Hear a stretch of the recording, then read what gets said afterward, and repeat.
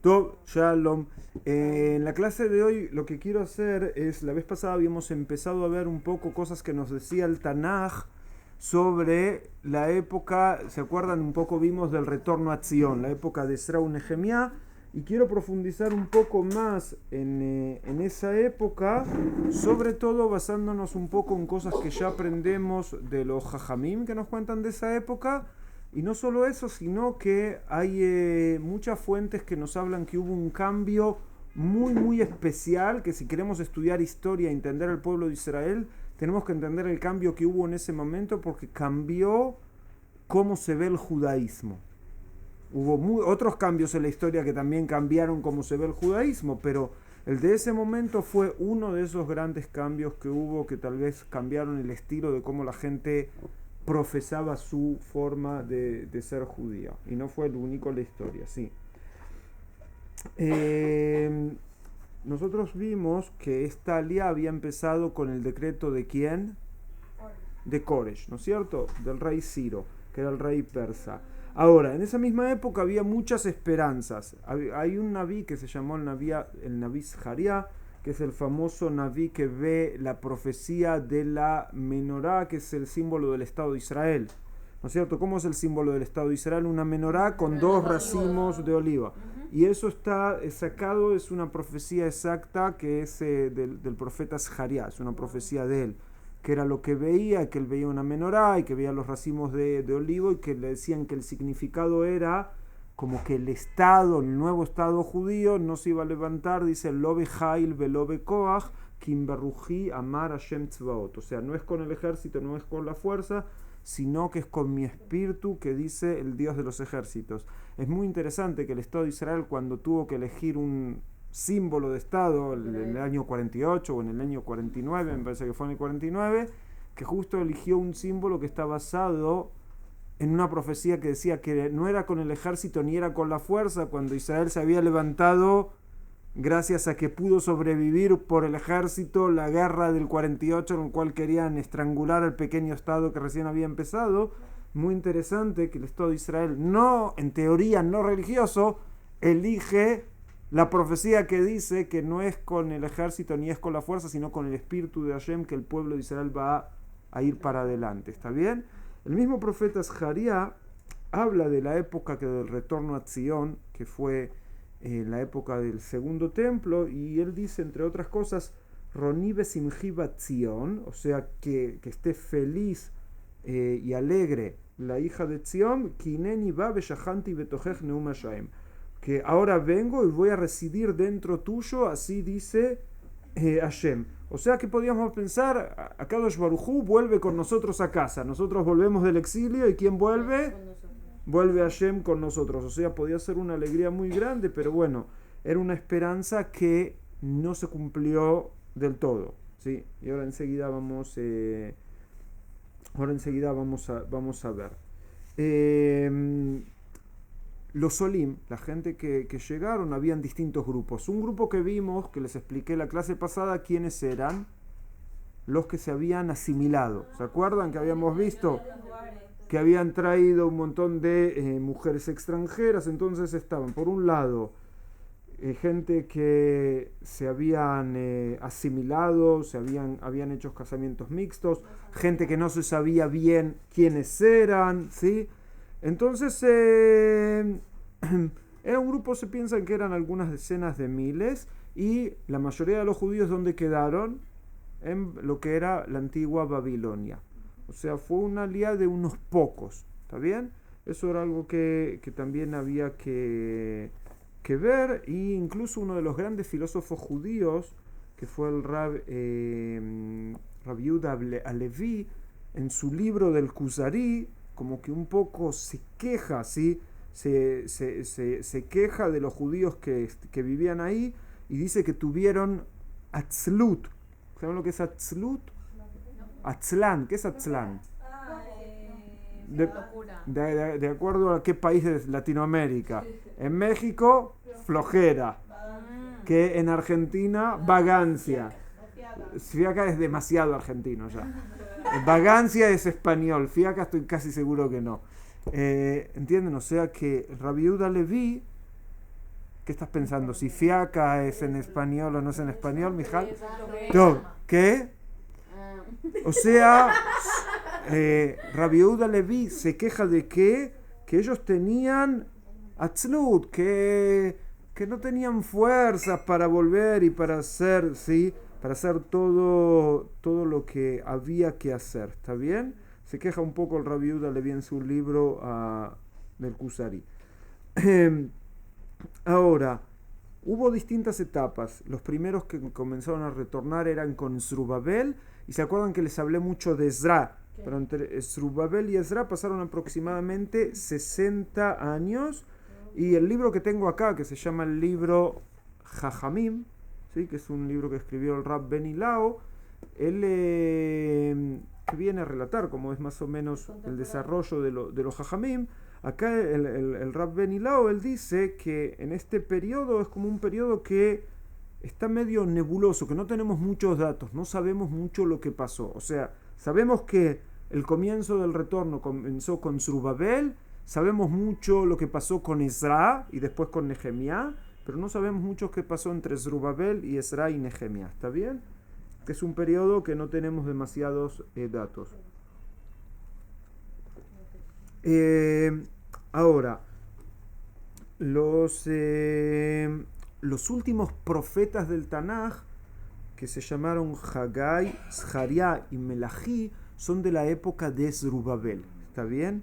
O sea, con ellos esto es algo que lo tienen que saber como de memoria cuando termina la profecía. ¿Entienden? Hoy en día no tenemos profetas, ¿no es cierto? Las profecías clásicas terminan en los primeros días de Shivat Zion, o sea, con estos profetas, con Haggai, Zharia y Melají, que son de la primera época. Cuando ya viene Ezra, o sea, 60 años después, que estamos hablando aproximadamente del año menos 450, ya estamos hablando de una época en la cual no hay más profecía. Es algo que hay que tomarlo muy, muy, muy en cuenta cuando queremos entender un poco cómo se desarrolla. Sí. ¿Cuánto después del templo, en referencia a... No, el templo ya en esa época ya habían empezado a hacer el segundo templo. ¿Entienden? El primer templo se destruye en el menos 586 y el retorno empieza 50 años después, 70 años después. O sea, y Ezra viene aproximadamente en el año menos 450. ¿Está bien? Si el segundo templo tal vez se reconstruyó, se empezó tal vez en el menos 516, si tomamos que son 70 años el periodo que hubo, y Ezra viene 60 años después, estamos más o menos en el año menos 450, ¿está bien? 500, ¿qué es la destrucción? La destrucción del primer templo, menos 586. Y Ezra es en el menos 450. ¿Está bien? Esos son los periodos. Ahora, Ezra era parte de un grupo que se lo llamaba Ezra Sofer, y eran parte de un grupo de Jajamim que se los llamó Anashé Knesset Agdolá, los hombres de la gran convención, de la gran congregación. Knesset, Leitkanes, es de un grupo que se junta, ¿está bien? Eso quiere decir la palabra Knesset, que se usa hoy en día para el Parlamento israelí. El Parlamento israelí se llama Knesset, que el nombre está sacado del grupo de Ezra, que ellos eran la Knesset Agdolá. ¿Está bien? Vean cómo todo lo de hoy se conecta con lo de, ¿sí? con lo histórico. ¿Se escribe igual? Se escribe Knesset. ¿Cómo no? Bet Knesset es lo mismo. O sea, casa de congregación, casa de reunión sería la traducción de Bet Knesset. Se lo traduce como sinagoga, pero en hebreo la palabra significa casa de reunión o casa de congregación. ¿Está bien? Eso es Bet Knesset. Ahora, ¿está bien?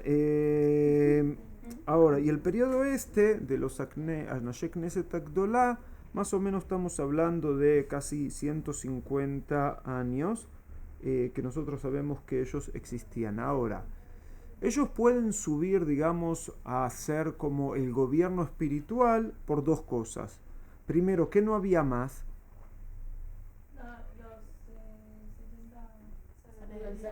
Los Nevi'im, no había más profetas para que nos traigan la palabra de Dios. Y había otra cosa, todavía no, es anterior tal vez, esto es como lo que sería el comienzo de la idea del Sanedrim, tal vez viene de acá, aunque el Talmud nos habla que David ubeddinó, que David tenía un beddin, pero históricamente si queremos encontrar un hecho histórico de que se reúnen jajamim a decidir cosas, es a partir de esta época. Si bien el Talmud habla de que David tenía un beddin, de la época de Ezra. Pero en la época de Ezra podemos empezar a ver en forma clara que hay fuentes de la misma época que nos habla de sabios que están reunidos, ¿está bien? Porque antes cuando había una pregunta, ¿a quién le podían preguntar tal vez? Al profeta. Al profeta, ¿entienden? Cuando algo estaba mal, si ustedes agarran el Tanaj y ven que hay cosas que están mal o que querían salir a la guerra, a veces vemos en forma explícita, David quería salir a la guerra, a veces iba y le preguntaba al profeta, o a quién más le podían preguntar, si no, si había que salir a la guerra, que podía dar respuestas. Alguien que se lee justo de esta para allá. Al Cohen, ¿no es cierto? El Cohen que tenía el Urim y los Tumim, que tenía un pectoral con todos los nombres de las distintas tribus de la ley. A veces sabía también el Cohen dar respuestas a través del efod, cuál era la respuesta que Dios enviaba. Hay una Mishnah que casi todo el mundo la sabe de memoria, que es la primera Mishnah de Pirkei Avot. ¿Sí? Moshe Kibel Torah mi Sinai, ¿sí? Y ¿a quién se la pasó? A Yoshua. ¿Y Yoshua a quién? A los ancianos. Y los ancianos dicen a los Nevi'im. Y los Nevi'im se la pasaron a Anashé Knesset Agdolah. De lo que no me dice, así se estudia, puedo aprender algo. ¿Quién está faltando acá, en esta cadena? ¿El rey o...? No, el rey no era el que tenía que saber la tradición oral. Los Kohanim. De la Mishnah de Pirkei Avot desaparecieron los Kohanim.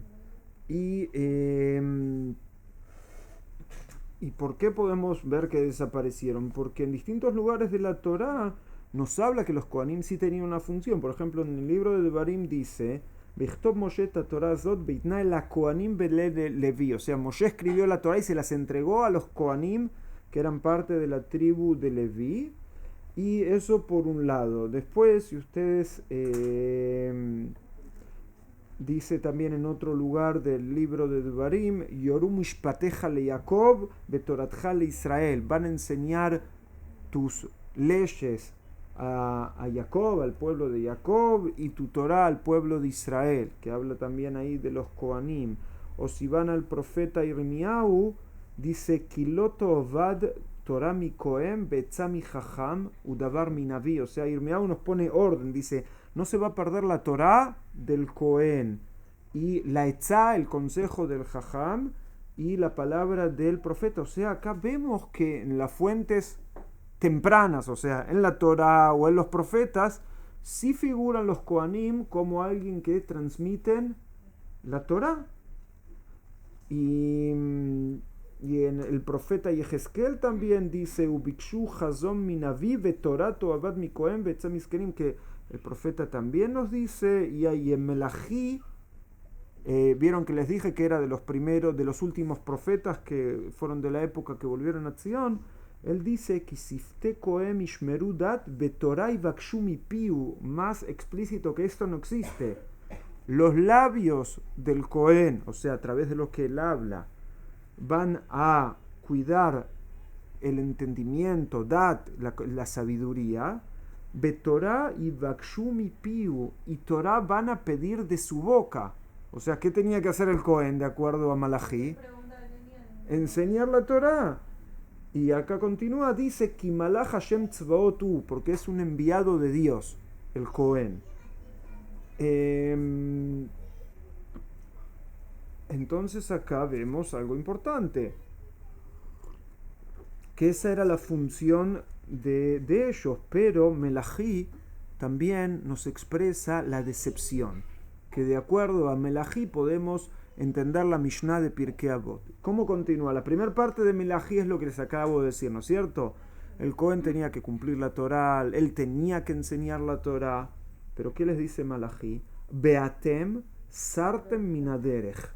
Ustedes se corrieron, se fueron, se desviaron de el camino.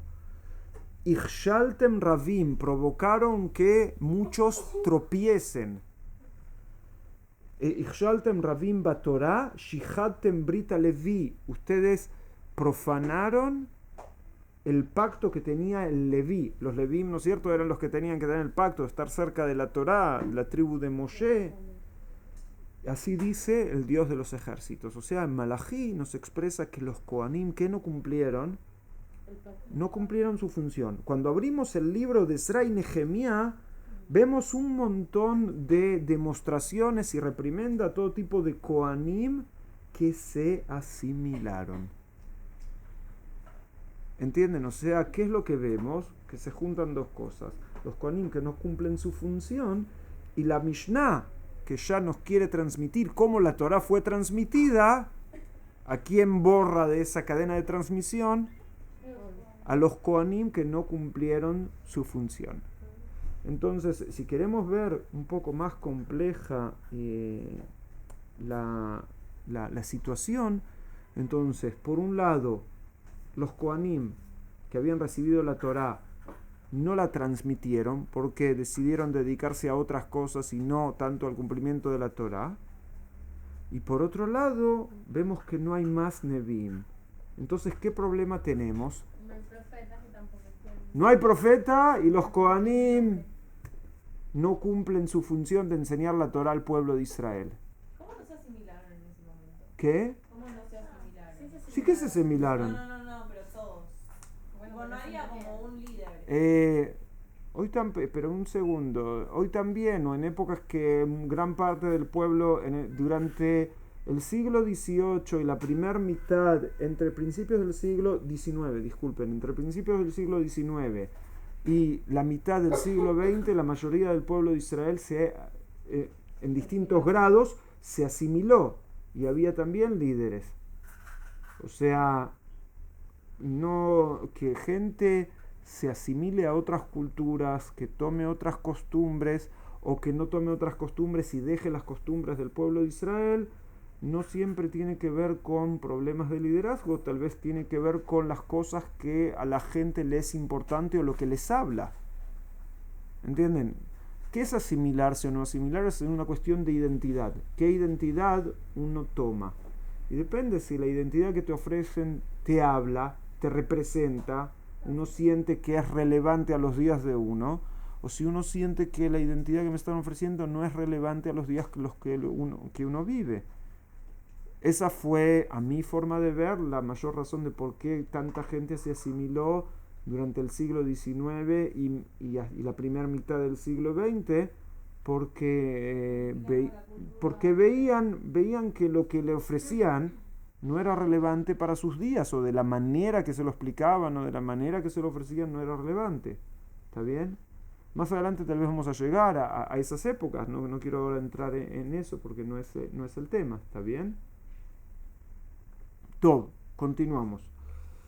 Entonces les dije que había como un vacío, ¿no es cierto? El vacío de los Kohanim y el vacío de los Nevi'im. Entonces, ahí es donde entran los Anashé Knesset Agdola. Entonces, lo que se puede llegar a decir que los Anashé Knesset Agdola tenían que hacer que la Torá vuelva ¿a dónde? Tenían que hacer que la Torá vuelva de alguna manera al pueblo de Israel. Y una de las cosas que pasó para que la Torá vuelva al pueblo de Israel era, en el Bet HaMikdash, de todas maneras, ¿quiénes eran los que servían en el Bet HaMikdash? Los Kohanim. Pero se ve que los Kohanim sí podían estar en el Bet HaMikdash, pero no podían enseñar la Torá. O sea, que no se podía esperar que la Torá salga ¿de dónde? Desde el Bet HaMikdash. Entonces había que hacer algo para que la Torá pase. que todavía, eso es como los comienzos de esa idea vienen acá, muy bien Grace, pero o sea, hubo un cambio en la manera de estudiar Torah del Mikdash a la vía pública, y por otro lado, que cambió el estilo de cómo se estudiaba la Torah, de ser del Neví, que el Naví recibe directamente y no hay cómo discutirle, porque recibió directamente la palabra de Dios, al mundo de los Jajamim, al mundo de los sabios que tratan de interpretar la Torah, ¿entienden?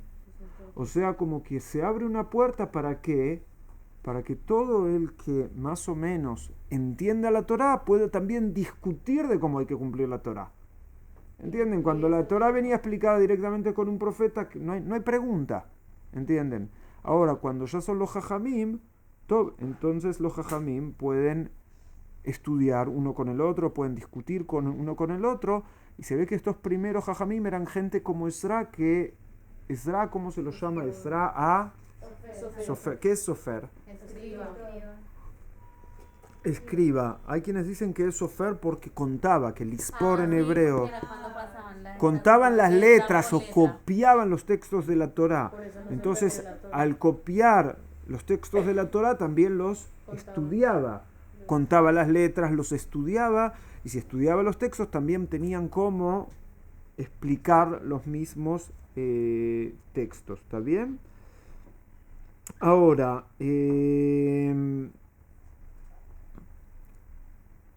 los Nevi'im, principalmente, ellos lo que trataban de hacer era corregir al pueblo cuando hacían cosas malas, que iban por el mal camino, ¿sí? Y que querían corregir también el comportamiento del hombre hacia Dios.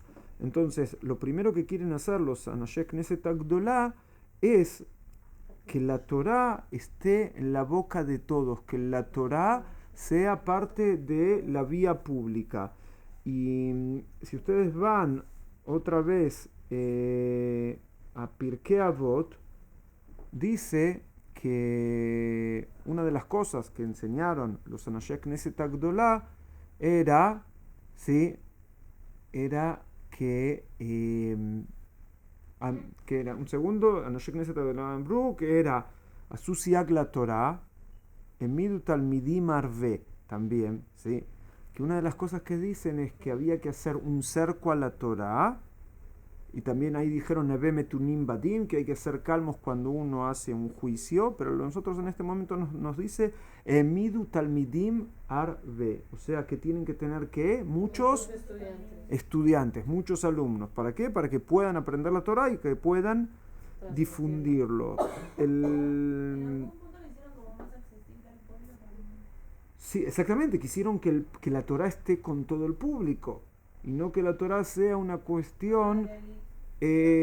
Por ejemplo, hay todavía religiones que la profundidad religiosa solo la conocen los sacerdotes de la religión. Y parece que esa era media la situación en la época del primer templo. ¿Entienden? Como que la Torah estaba, pero ¿dónde estaba? Estaba guardada en ¿dónde? En el Bet HaMikdash. Y los Kohanim tal vez la estudiaban, y puede ser que esa también es la situación, si mal de lo poco que sé de cristianismo, parece que esta era la situación también en la iglesia cristiana, que los sacerdotes sabían las fuentes, pero a veces la gente que iba a la iglesia no eran tanto de conocer en profundidad las mismas fuentes de ellos mismos. A veces puede pasar en ciertas religiones que pasa eso. Se dice que los drusos, que son un grupo también que tienen algo que ver, que en algún momento se separaron del Islam, como que también solo a veces los líderes religiosos conocen en profundidad los escritos. Y puede ser que esa era la situación de la época del primer templo. Entonces acá quiere una situación donde todo el mundo esté conectado con la Torah. Y Ezra hizo takanot, ¿no es cierto? Que era hizo takanot, todo tipo de decretos rabínicos. Y uno de los decretos que hizo, vieron que les dije que ellos también hacían todo tipo de decretos. Uno de los decretos que él hizo es que se lea la Torá Shabbat a la tarde y que se lea la Torá también todos los lunes y jueves. ¿Entienden? Como saquemos la Torá. ¿Por qué lunes y jueves? Eran los días principales de mercado. donde la gente se reunía. Y por otro lado, que no pasen 3 días sin leer la Torá. O sea, y la Torá fue ejemplificada como el agua. Una persona no puede estar 3 días sin beber agua. Bueno, que una persona no puede estar 3 días sin escuchar la Torá. Sí, Sofía. Ese fue el punto positivo de que se hubiera destruido el templo, ¿no? Porque si, o bueno, no la destrucción del templo, sino que ya no haya neviín, porque si ya no hay profetas, no queda solo cerrado al tema del profeta, sino que ya el pueblo en sí empieza a buscar respuestas e interpretar entre ellos. Puede ser que uno de los puntos positivos que no hay profetas es que la gente empezó a tomar la responsabilidad por ellos mismos. Si no se quedaron como que solo el profeta sabe, sino que yo también tengo que buscar las respuestas y empezar pues el camino de la interpretación y el análisis de la Sí, eso puede llegar a ser, que la gente tenía que buscar un poco más. Ahora, otra cosa que nos enseña el Talmud, nos dice, Anashek Neset Agdolat tiknu lahem leIsrael brachot utfilot, kedushot beabdalot. O sea, la vida judía como la tenemos nosotros de acuerdo al Talmud, fue organizada por los Anashek Neset Agdolah. ¿Qué nos dice? ¿Qué dice todo Yehudí que quiere cumplir la Torah todos los días? Brachot, tefilot, kedushot beabdalot. O sea, nosotros decimos kiddush, ¿de dónde viene? Anashek Neset Agdolah. Decimos tefilot, ¿de dónde fueron organizadas? Anashek Neset Agdolah. Decimos brachot, decimos, acá de acuerdo al Talmud, fue establecido por Anashek Neset Agdolah. ¿Sí? ¿Qué? Entienden que puede ser que antes la gente sí se conectaba con Dios de alguna manera, pero no estaba tan establecido como empezó a partir de esta época. También Ezra fue el que estableció las filas como ahorita, tipo de lo que hay Abraham, de lo que hay Isaac, el nusach de la tfilá, no sé, no me juego a decir que fue que el nusach de la tfilá viene de Ezra, Kashele Agid, que ya viene desde ahí.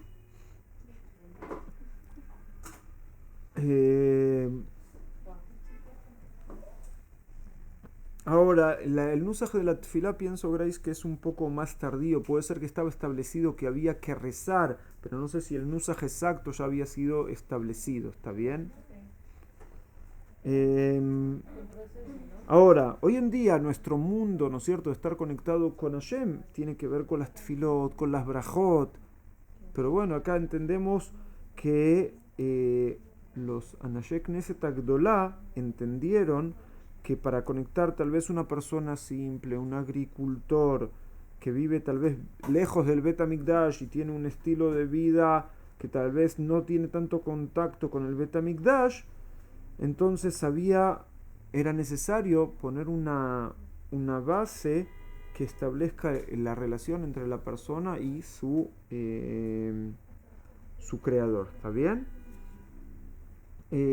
Algo más que podemos decir así, que tal vez fue una revolución en esa época que llamó a cada judío a que tome parte en el servicio de Hashem y que él no se, digamos, como que no se apoye en el conocimiento que en el Bet HaMikdash alguien hace korbanot en tu nombre. Entienden que tal vez, incluso que el Bet HaMikdash existía en ese tiempo, tal vez es uno de esos mensajes que se da.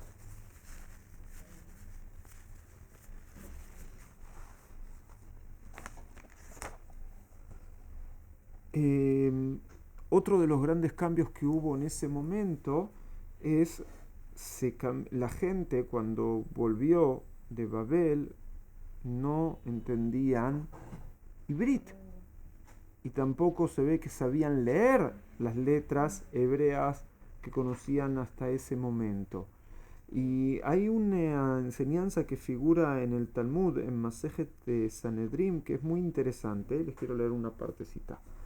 Dice, en un principio la Torá fue entregada al pueblo de Israel en el Ktav Ibrit Belashon HaKodesh. Ktav Ibrit es escritura hebrea y en Lashon HaKodesh, que sería en hebreo, que sería la lengua sagrada. ¿Está bien?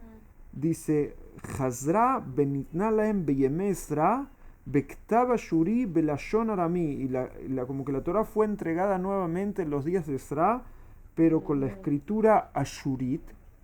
La escritura ashurit son las letras hebreas que ustedes conocen hoy en día, ¿sí? Y lashon aramí. y en la lengua aramea, o sea, no en hebreo.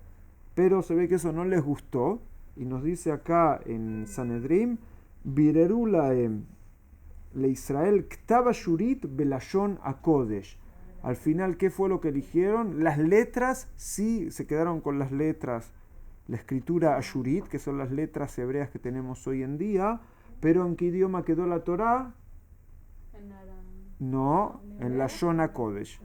O sea, solo que cambiaron las letras. O sea, la escritura cambió, no el idioma. O sea, por más que la gente no entendía en hebreo, decidieron no, la Torá no vamos a cambiar. O sea, no vamos a cambiar la Torá, pero sí lo que decidieron es cambiar la escritura. ¿Está bien? La Shona Kodesh es como aparecen ahorita los Sefer. No, la Shona Kodesh es en hebreo, es como la Torá que tenemos hoy en día, como lo que escuchás. Lo que escuchás es el idioma. Vos podés escribir, por ejemplo, hoy en hebreo, ¿está bien? Podés escribir.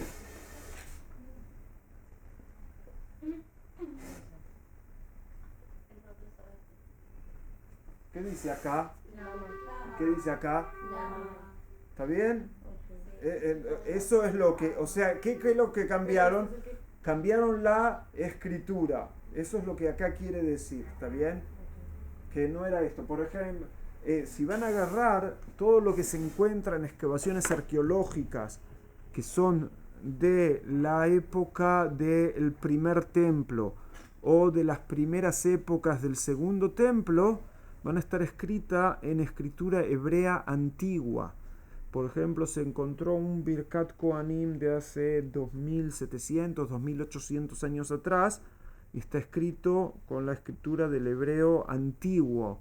O se encontró, por ejemplo, en los rollos del Mar Muerto, habían algunas escrituras que estaba escrito todo con las letras Ashurit, que fue las letras de hebreo de ahora, pero el nombre de Hashem estaba escrito con las letras de hebreo de antes. ¿Entienden? Con un periodo de transición que todavía quisieron guardar. Bueno, el nombre de Dios no cambiemos la manera como lo escribían. ¿Está bien? ¿Cuál es la diferencia entre ¿En las letras? Las letras de antes, hay diferencia. Hay que agarrar una tabla y hacer. No les voy a empezar a hacer ahora. ¿Ejemplo de una? ¿Qué? ¿Tiene el ejemplo de una? La Aleph es casi igual. Un segundo, les voy a poner algunas letras. No es problema, les dibujo acá algunas letras. Porque yo pensaba que lo del hebreo antiguo era como aparecen en los Ibrim y este es el Ashuri, escriben en tableta. Ibrikadum. La lámina se alargaba. ¿Vieron que les dije? Con esto ya vamos a terminar. Un segundo. Que acá les quiero dibujar algo. Por ejemplo, un segundo, no soy muy bueno para esto. ¿Está bien? Esto es una bet.